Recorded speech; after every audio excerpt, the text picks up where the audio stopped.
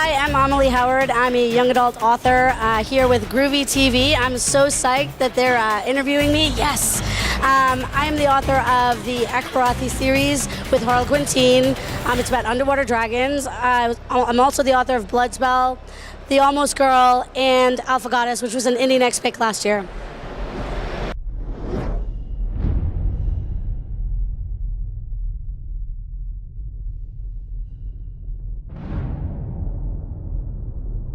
Alrighty. Hey, this is Groovy. I'm here with author Amalie Howard here at Denver Comic-Con, Denver, Colorado. How the heck are you doing? I'm doing awesome. Thanks for asking. Absolutely. You having fun at the con? I'm having a great time. These are my peoples, you know. Everybody kind of celebrating who they are and not being afraid to bring their inner, like, you know, weirdo out. And I love that because I was always weird. I'm a big fan of inner weirdo. Oh, yeah, totally. I hear you. So it's nice. Beard. I love your beard. The purple, I was like, damn, this guy's cool. Already, cool street cred just with the purple beard. At least my beard's cool. I don't know about the rest. I think the rest of you is cool too. We only just met, but yeah, I would go out on a limb for you. Thank you so much. Now let's get to the awesome works we got here. Let's start. I want to start with this one actually because I love the cover. Tell me about it. So this actually was my first book. It's about a cataclysmic war between witches and vampires, and it was a #1 Amazon bestseller. That's awesome. Thank you, thank you. So it's about a teenage girl who basically finds out that she's a witch with tremendous power, only it comes at the cost of a blood curse that wants to kill her. That is so cool. Yeah, cool and scary. Scary is cool. Yay. All right, so tell me about the characters in the book. So Victoria Warwick is the girl who basically finds out that she's this witch, and she has to figure out a way to reconcile how she controls her power without it taking over and destroying her. Because that's all, it has a goal of its own. It just wants to take over and do bad magic and basically just kill everyone. Right. And she has to figure out, how do I harness my power and sort of bend it to my will.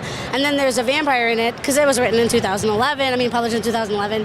And, you know, there's this huge war between these two species, and they're kind of forbidden to be with each other. Okay. So they kind of fall for each other, and they're against everyone. No one wants them together. So they both kind of have to face their demons, and then all of the other demons around them. Wow. So yeah. So it's sort of like a Romeo and Juliet, but set in a crazy, crazy world of mythic stuff. Yeah, and nobody dies at the end because one of them is already dead. So yeah. He's immortal. But yeah, totally Romeo and Juliet, star-crossed type lover thing. Awesome. Awesome. All right, let's go with the next one. The Alpha Goddess. That's a really cool cover too. Yeah, no, they got the Mehndi right on the fingers, on the hands. That's Indian sort of decoration. This book was an Indie Next pick, which is where the booksellers in the United States vote for it to be on a list. So I was pretty proud of the honor to be on the Indie Next list last spring. Cool. And so this is about a reincarnated Indian goddess, and I kind of drew from my background a little bit to write it because I wanted to bring something about my culture to the table. So it's a great sort of diverse read. And she kind of has to, so it's a retelling of Rama and Sita. So she's like a reincarnation of Sita. She has to find her love, and then she has this best friend who's sort of pulling her to dark things. So she has to figure out a way to reconcile the two halves of herself. Wow. Without chaos being unleashed on Earth. Gosh, I'm like all about the chaos. Something must be wrong up here. That's really cool. You're different. You're pulling from different cultures and everything. Your own culture, and you know all it.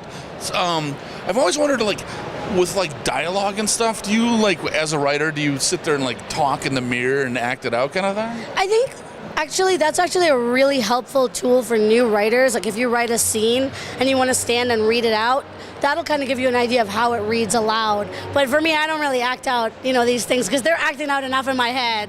For me to do it one step more in front of the mirror, that's like cray. Total cray. Total cray.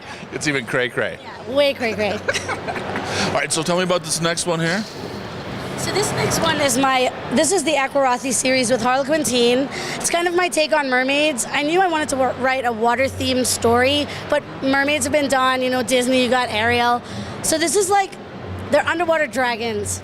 So think sea monsters, beautiful sea monsters. So it's an alien sea race, an alien race who came to our planet, living in the deepest point of our oceans. That's awesome. And basically the girl who is like the heir to her throne doesn't want to be queen, so she runs away to the human world and tries to hide, and then meets a girl who says, you can't run away from who you are, go defend your people, and she does.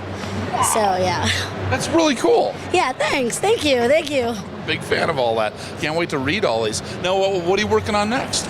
So, I mean, my brain kind of goes all over the place. I was really glad that when Angry Robots got rid of their YA imprint, my books, The Almost Girl and The Fallen Prince, it's about a girl super soldier from a parallel universe, so it's about jumping between universes, and it's really awesome. She fights with swords.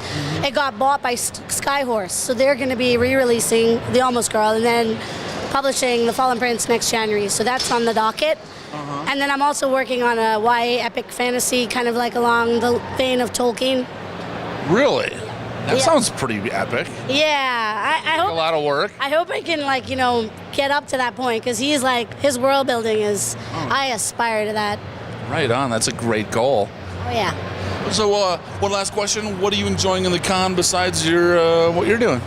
My favorite thing about the con is the cosplay. Like just watching these people really live their favorite characters is phenomenal to me. I dressed up one year, I think it was a New York Comic Con, and it was incredible because I was dressed as an Ariel type to support the Aquarathi series. And yeah, someone wanted me to cosplay with an Ursula. It's just so fun when they're like, yeah, let's all get together, and it was super cool. So I love seeing all of that. People sort of expressing their favorite characters and bringing them to life, and I love seeing especially the homemade costumes. Yeah, and then of course all the booths and all that stuff, and then all the celebrities that come to support it. It's phenomenal. The panels they do, I think it was the Women of Whedon. I missed it because I was on my own panel, but gosh. That would have been amazing. It's he's my idol. My idol. I love that guy. He's amazing. Yeah.